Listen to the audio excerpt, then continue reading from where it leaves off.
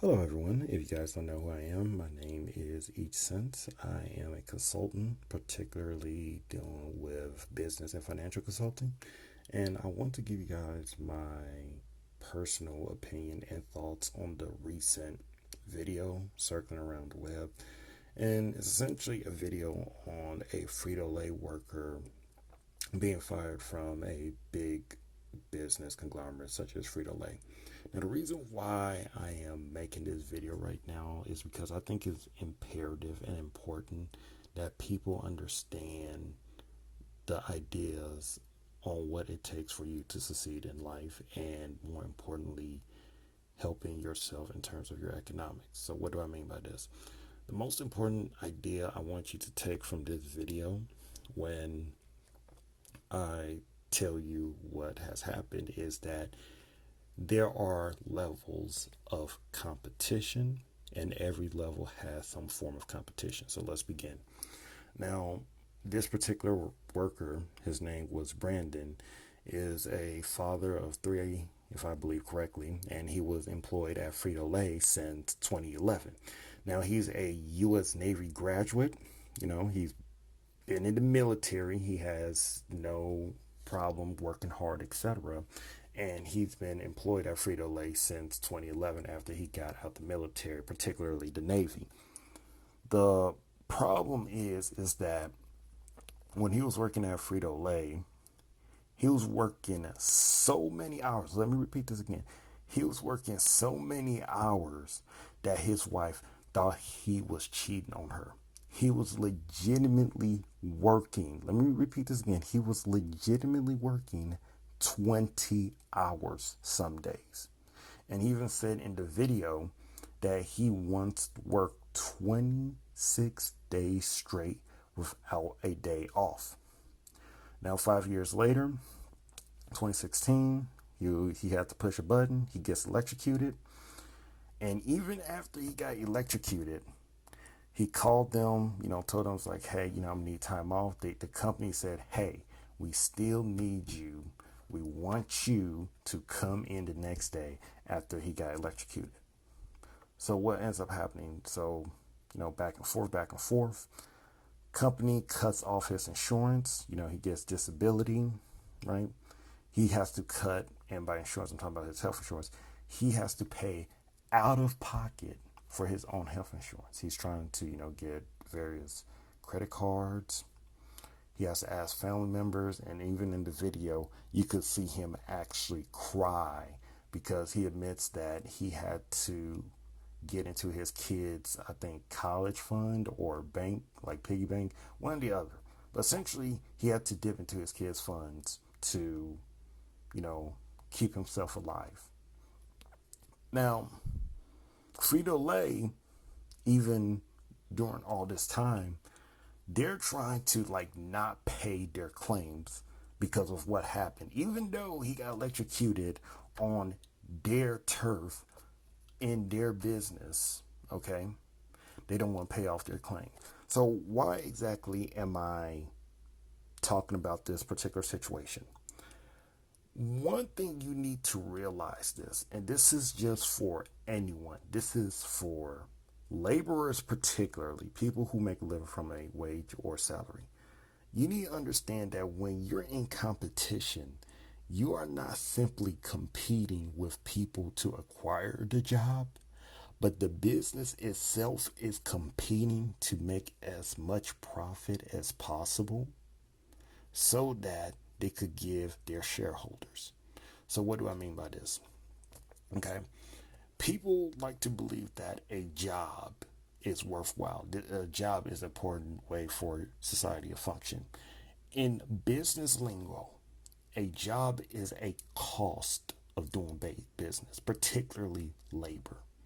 Always remember that labor at the end of the day is a cost of doing business.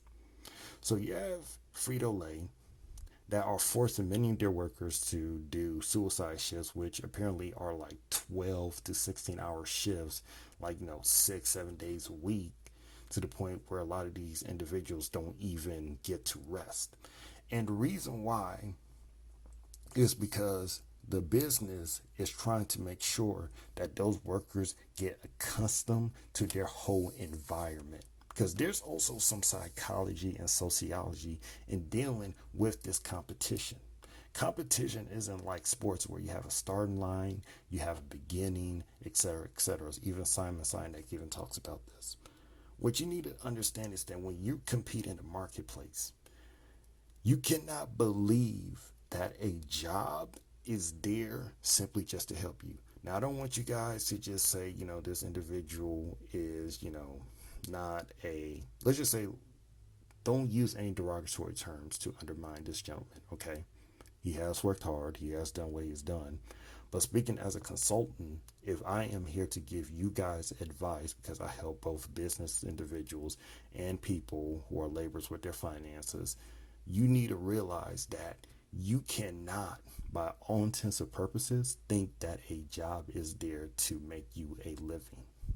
A job exists first and foremost to help the company make profits. Has nothing about you trying to make a living.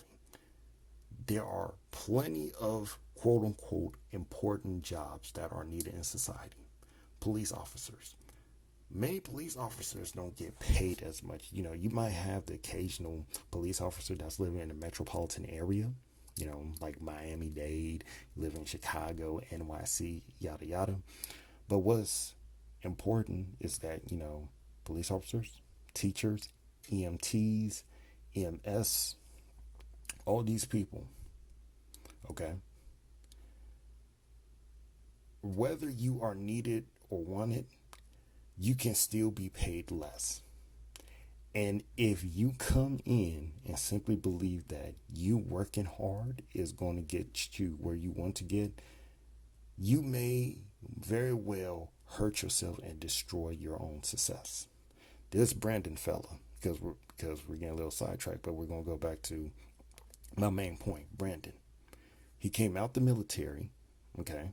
He was disciplined, and he worked hours upon hours upon hours on end.